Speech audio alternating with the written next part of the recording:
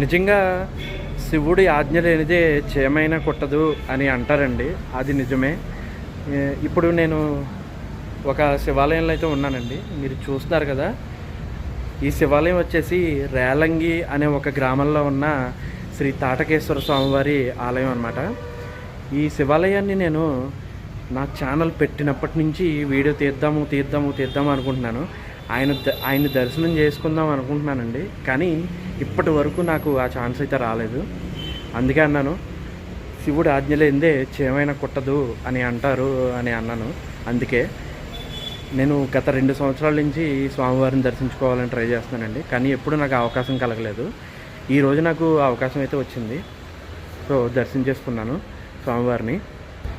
ఇక ఈ శివాలయం వచ్చేసి రేలంగి అనే ఒక గ్రామంలో ఉందండి. ఈ రేలంగి అనే గ్రామం ఇరగవరం మండలానికి చెందింది, పశ్చిమ గోదావరి జిల్లా.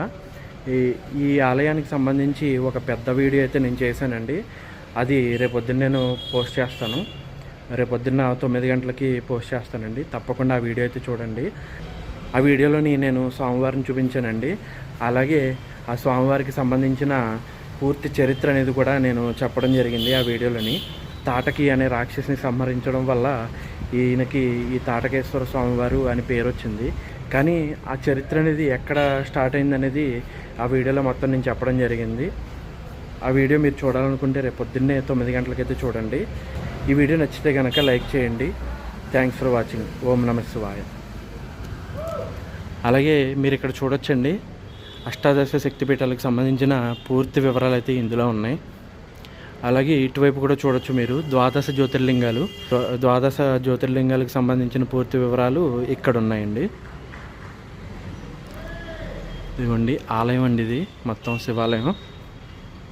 ఇది రేలంగి అనే గ్రామానికి రోడ్డు మీద ఉంటుందండి ఈ ఆలయం వచ్చేసి. చూపిస్తాను మీకు ఇప్పుడు. ఇదిగోండి,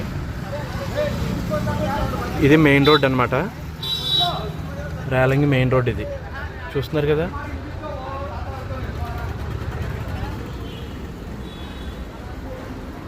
ఇది ఆలయం లోపల.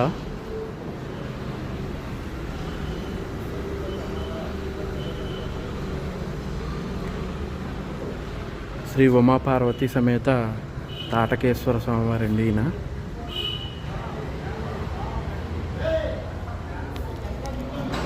ఇంకా ఇటువంటి వీడియోలు మీరు ఇంకా ఎన్నెన్నో చూడాలనుకుంటే వెంటనే మన ఛానల్కి అయితే సబ్స్క్రైబ్ అయిపోండి.